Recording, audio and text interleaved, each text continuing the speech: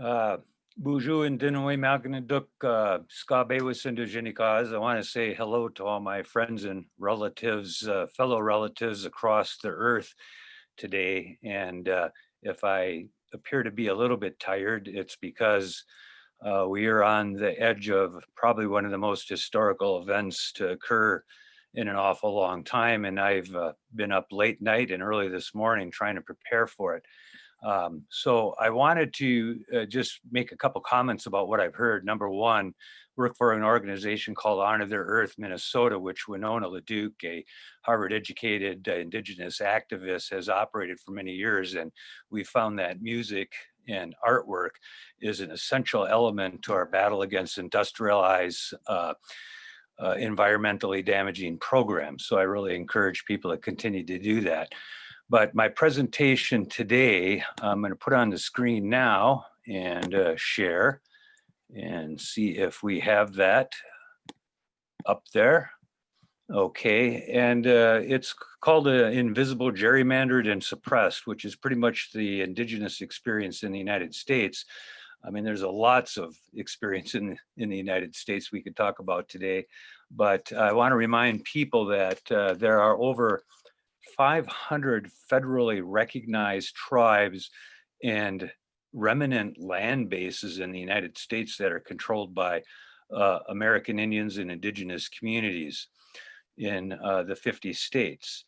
And that on those 500 reserved areas and land bases, there are many, many different configurations that observe that. I mean, the largest tribe being the Navajo Nation, which is as big as half of northern Wisconsin and is actually gerrymandered or cut in jurisdictionally into 4 different states in the United States: Arizona, New Mexico, Utah, and one other one I can't think of right at the moment. So there's a lot of different experiences that each one of those tribal governments and citizens might experience within their own area, because they're guided, generally speaking, by the state laws that overlap them. And there are 50 different configurations. The election in the United States is not just in a national vote, it is 50 or more smaller units that each report and conduct their own votes and are guided by their own regulations. And then finally, before I get into this presentation here, I wanted to mention that I have been involved in third-party politics in the United States. I ran the vice presidential campaign for Winona LaDuke on the Green Party in the year 2000. So I'm not unexperienced in both the impact and potential of third-party politics and things like balance of power voting attempts in the United States. And that's how I see the Native community having its best ability to exercise its right to vote is in the balance of power, perhaps not being a Democrat or a Republican or affiliated with any of the other 7 presidential candidates that are on the election today in the United States, but holding that balance of power and exercising it both at the county level and the state level, and then at the federal level, in a way that means that both those political parties, or all political parties, need to answer to the needs and desires of the Native community. So let's move into this presentation. What I want to show you today is some examples of some of the impediments that Native tribes, tribal governments, and indigenous citizens in the United States are facing. So let's take a look at what is probably a typical map representing out of the 500 tribal governments, probably about 450. The smallest reservations are in California. Some of them are actually in acres of 150 acres at a time. The Navajo Reservation, again, several 100,000 acres of land encompassing a land base in 4 different states. This is the Oneida Nation of Wisconsin's reservation, remnant, a tribe that was once part of the Iroquois Confederacy in New York that migrated to Wisconsin in the 1800s. The reservation was 70,000 acres. You see that represented by the purple lines. You see already that the lines of the reservation were drawn in a pretty particular manner, and that was to accompany either jurisdictional issues in 1824 or the fact that there were non-Indian individuals that claimed certain land within the reservation. You'll see that off to the right side of the map in a configuration that just doesn't make sense. Why wasn't it just square? The red and orange components within this reservation map are lands owned by the Oneida Nation. The white areas are land ownerships that were lost. My grandmother's 80-acre allotment on the Oneida Reservation was lost through legal dealings in the middle of a winter when she was trying to feed her family, and a local social service officer offered to provide her with food and other comfort in return for the title of her 80 acres. And she wanted to feed her family that day, and that's what she did. And that represents one of the little white chunks of land. The other notable thing that is right down the middle of the reservation, there is a creek and some roads that go down there that you can see. The middle of the reservation running north and south is the divisional line between two counties. So right away, the reservation is gerrymandered between two county communities. And so in local elections, the individuals, the Oneida citizens that live on this reservation, their voting capability is already diminished by 50%. Look at the upper right-hand corner and you'll see a complex street plan. That's the overlapping city of Green Bay infringing upon the Oneida Reservation, something that the Oneida tribe cannot do because they don't own the land within those areas.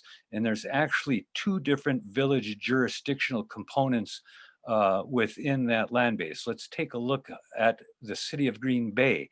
That's the upper right-hand corner. Again, in pink, you see the Oneida Reservation, which means that not only is it divided between two counties to dissipate their voting power, part of the city of Green Bay, which then creates another voting jurisdictional element that infringes upon the ability of the citizens of the Oneida Nation to vote in one block with one voice. Let's take a look at the next village over to the left of the city of Green Bay. That's the village of Hobart, which also infringes upon the Oneida Reservation. So looking back up here, that's all in about the upper right-hand 1/8 of the reservation. So you actually have five jurisdictions. You have the Oneida tribe, you have two counties, you have the village of Hobart, and you have the city of Green Bay infringing upon the reservation. That means that there are likely to be at least 5 different voting jurisdictions, all containing a whole host of different local representatives like mayors and city council members and county assessors and township village personnel. Going back down to that, so you can see that right away, it divides the reservation up among several different jurisdictional situations. Another example is the Lakudere Ojibwe Reservation that I reside on in northern Wisconsin. This is how the county is divided. And for the most part, these jurisdictions are in square blocks that make jurisdictional sense in terms of groups of people in certain areas having common interests. Well, in the middle of the county jurisdictional boundaries, these are townships that you're seeing: Lenroot, Spider, Hayward. Even smaller jurisdictions within the county are broken up into about 18 different jurisdictions. Over in the middle and on the left, you see some that are configured differently. And what it is it encompasses the Lakudere Ojibwe Reservation. And you can see those jurisdictional divisions a little bit better here.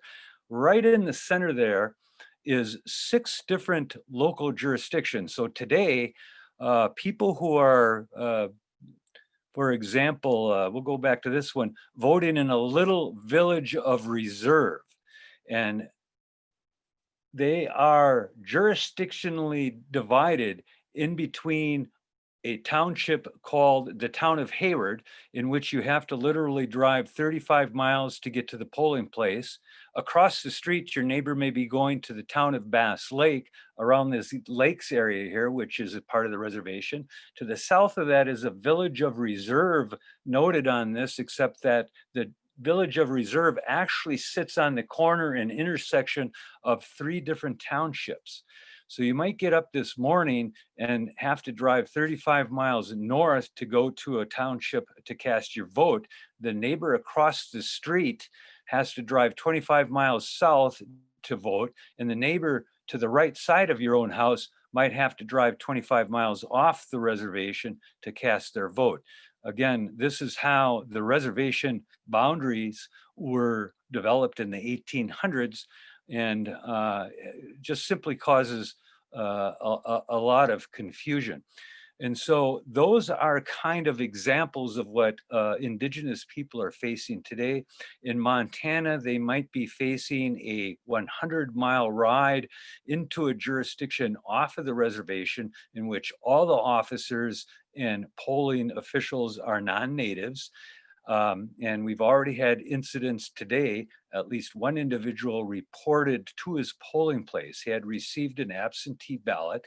He decided not to cast that absentee ballot. It arrived in his mailbox with his name on it, address, voting number, registration form, and everything. He went to the polling place. He wanted to present the absentee ballot, which can be destroyed on site, and he wanted to vote in person. He was told by the polling individual sitting at the desk that he wasn't on the voter rolls. So the question is how did he get an absentee ballot sent by the same voting clerk if he wasn't on the polls? We know that up until the 1960s, American Indians were not allowed to vote. We know that in the 60s, there was the Indian Civil Rights Act that was passed, and other acts of Congress that provided greater voter protections to communities of color and people in the United States. But we had people who were turned away in the Kennedy election off of the reservation. They were told that they needed to go back to the reservation to vote on them. Part of the other problem is in this gerrymandering, many of these reservations about 15 years ago didn't have street addresses. They were in rural areas.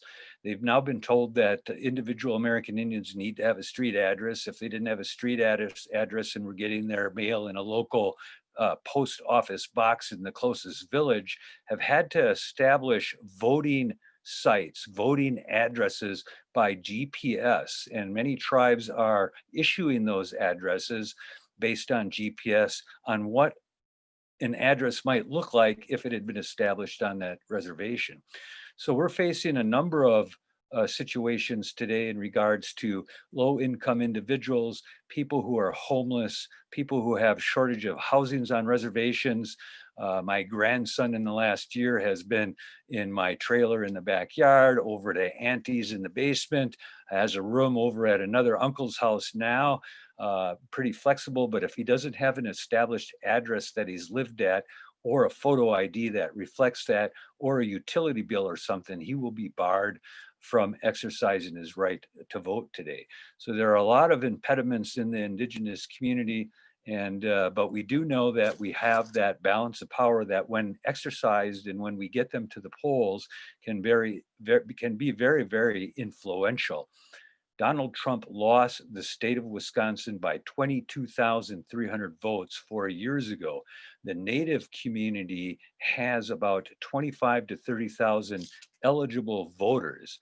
If none of them voted in the 2016 election and the statistics were similar today and they got out and voted, the Indian community in the state of Wisconsin would hold the balance of power between the Republicans and Democrats. And while I'm very much a Democratic, progressive, liberal activist in my activities, the balance of power for Indigenous community is a much more powerful position that I advocate for. So thank you for having me today.